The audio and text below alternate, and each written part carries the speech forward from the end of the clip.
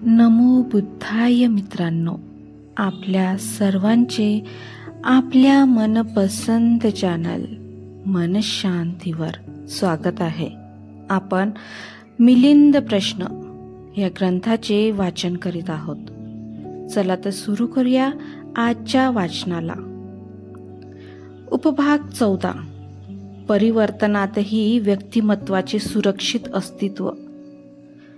राजा म्हणाला, भन्ते, पुनर्जन्म कोणाचा होतो? स्थवीर म्हणाले, महाराज, नाम म्हणजे चित्त आणि रूप म्हणजे द्रव्य समुच्चय यांचा पुनर्जन्म होतो. भन्ते, हेच नाम आणि रूप जन्मास येते का?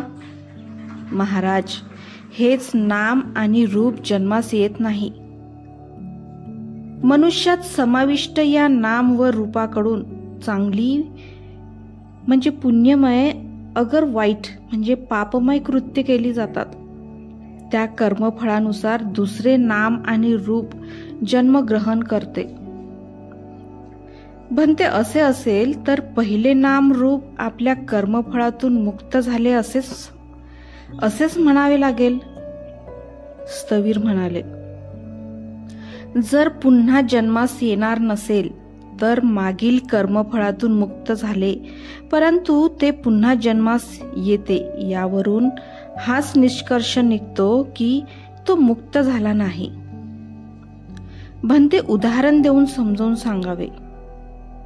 समजा एखाद्याने कोणाचे आंबे चोरले, तेव्हा मालकाने त्या चोरास पकडून राजापुढे नेऊन उभे केले व म्हणाला की महाराज, याने माझ्या आंब्याची चोरी केली. यावर तो म्हणाला की नाही महाराज, मी या माणसाच्या आंब्याची चोरी केलीच नाही. याने लावलेल्या आंबे दुसरे होते आणि मी घेतलेले आंबे दुसरे आहेत. तेव्हा चोर म्हणून मला शिक्षा देऊ नये. महाराज, आता तुम्हीच सांगा की यावरून त्यास शिक्षा द्यावी की नाही? होय भन्ते, शिक्षा त्याला दिलीच पाहिजे. ते का म्हणून? भन्ते, तो युक्तिवादाने काही म्हणो, परंतु एक गोष्ट निश्चित आहे की ज्याने आंबा लावून झाड वाढविले त्याच झाडाचे आंबे चोरले आहेत, म्हणून तो गुन्हेगार ठरतो. महाराज, अगदी या उदाहरणासारखे एक नाम रूप असणाऱ्या व्यक्तीकडून चांगले अगर वाईट कर्मे घडत असतात व त्यातूनच नाम रूपाचा पुनर्जन्म होतो. म्हणून हे दुसरे नाम रूप त्या कर्म फळातून मुक्त होत नाहीत. कृपापूर्वक दुसरे उदाहरण देऊन सांगावे. महाराज, कोणी एखाद्याने कोणाच्या शेतातील तांदूळ किंवा ऊसाची चोरी केली, त्याला पकडून राजापुढे उभे केले असता आंबे चोरण्यासारखेच उत्तर दिले, किंवा महाराज, कोणी एक मनुष्य एखाद्याच्या शेतात गेला आणि थंडीचे दिवस असल्यामुळे तेथे जाळ पेटवून आपले अंग शेकत बसला. थोड्या वेळाने तो जाळ तसाच पेटत ठेवून न विझवताच तो निघून गेला. इकडे त्या जाळाने पेट घेऊन त्या दुसऱ्याच्या शेतात आग लावून शेत पेटवले. तेव्हा त्या शेतकऱ्याने त्याला पकडून राजाकडे नेऊन उभे केले व म्हणाला की महाराज, याने माझे शेत पेटविले. यावर तो म्हणाला की नाही महाराज, मी त्याचे शेत पेटविले नाही.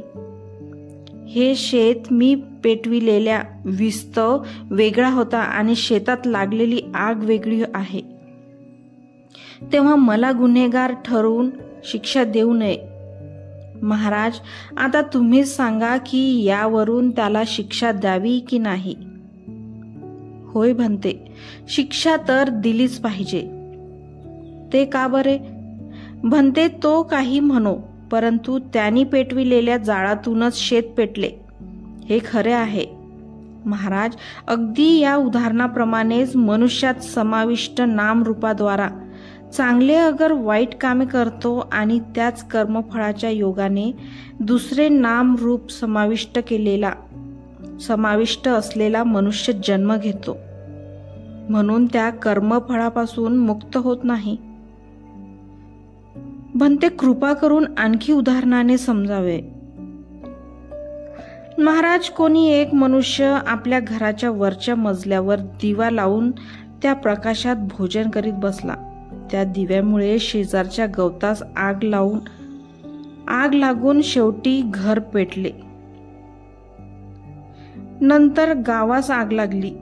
आता शेतकऱ्यांनी त्या मनुष्यावर गाव पेटविल्याबद्दल आरोपी म्हणून आपल्याकडे आणले, तर आपण त्याचा कशा प्रकारे निर्णय द्याल? यात आरोपींचे म्हणणे असे आहे की मी दिवा पेटविला होता, गाव नव्हे. हे प्रकरण जर तुमच्या न्यायालयात आले तर तुम्ही कोणाच्या बाजूने न्याय द्याल? भंते, तो काही म्हणो, परंतु त्यांनी पेटविलेल्या दिव्यामुळेच गाव बेचिराग झाला हे खरे, म्हणून दोष त्याच्याकडे येतो. महाराज, याप्रमाणे जरी मृत्यू बरोबर एक नाम रूप लय नष्ट पावत असेल तरी त्याची पूर्ती करणारे यामधूनच दुसरा नाम रूपाचा पुनर्जन्म होतो. म्हणून पहिल्या नामरूपाच्या वाईट कर्मफळापासून दुसऱ्या नामरूपाची मुक्तता होत नाही. तरी पण दुसऱ्या उपमेने माझी समजूत घालावी. महाराज, कोण्या एका तरुणाने एक अल्पवयीन मुलीशी लग्न झाले. त्याने याबद्दल तिच्या बापास काही रुपयेही दिले आणि तो कोठेतरी निघून गेला. 4-6 वर्षे असेच निघून गेले. या अवधीत ती मुलगी वाढून अगदी तरुण झाली. तिचे अंग बरेच बदललेले होते. तेव्हा दुसऱ्या कोणी मनुष्याने तिच्या बापास काही रुपये हुंडे देऊन तिच्याशी लग्न लावले व तिला घेऊन निघून गेला. ही बातमी पहिल्या पतीस समजली व तो त्याच्याकडे जाऊन त्याला म्हणाला, तू माझ्या पत्नीस का पळवलेस? यावर तो म्हणाला की मी तुझ्या पत्नीला मुळीच पळविले नाही. तू जिच्यासाठी रुपये देऊन लग्न केलेस ती एक लहान अल्पवयीन मुलगी होती व मी जिच्यासह लग्न केले ती एक उपवर तरुण स्त्री आहे. यावर दोघांचे भांडण होऊन निर्णयासाठी आपणाकडे आले असता आपण कोणाच्या बाजूने निर्णय द्याल? भंते, पहिल्या मनुष्याच्याच बाजूने. ते का बरे? भंते, तो दुसरा मनुष्य काही सांगत असला तरी अल्पवयीन लहान मुलगी वाढून आता उपवर नवतरुणी झाली आहे. महाराज, याचप्रमाणे जरी मृत्यूबरोबर एक नाम रूप लय पावत असते तरी जन्माबरोबर त्यातूनच दुसरे नामरूप जन्मास येते.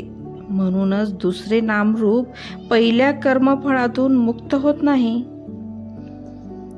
भंते, अजून उदाहरणाने समजून सांगा. महाराज, कोण्या एका मनुष्याने गवळ्याकडून घडाभर दूध आणले आणि ते तसेच सुरक्षित ठेवले. उद्याला परत येताना घेऊन जाऊ असे बोलून निघून गेला. इकडे त्या दुधाचे रात्रभरात दही बनले. दुसरे दिवशी परत आल्यानंतर त्याने गवळ्याला दूध भरलेला घडा मागितला. गवळ्याने त्याचे मडके आणून दिले, परंतु मडक्यातील दही पाहून तो म्हणाला, मला दही नाही तर दुधाचा घडा दे. यावर गवळी म्हणाला, त्याच दुधाचे हे दही बनले आहे. महाराज, याप्रमाणे त्या दोघांमध्ये भांडण करीत निर्णयासाठी तुमच्याकडे आले असता तुम्ही कोणाच्या बाजूने निर्णय द्याल? भंते, गवळ्याच्या बाजूने. ते का बरे? भंते, तो काहीही म्हणत असला तरी त्याच दुधाचे दही झाले आहे. महाराज, याचप्रमाणे एक नाम रूपाचा लय होऊन त्यातूनच दुसऱ्या नामरूपाचा पुनर्जन्म होतो. म्हणजे दुसरे नामरूप हे पहिल्या नामरूपाच्या परिणामापासून उत्पन्न होते. म्हणून पहिल्या नामरूपाच्या कर्मफळापासून दुसऱ्या नामरूपाची मुक्तता होत नाही. भंते, आपण अगदी उत्तम रीतीने पटवून दिले. मित्रांनो, आजचे वाचन आज आपण इथेच थांबवूया. धन्यवाद.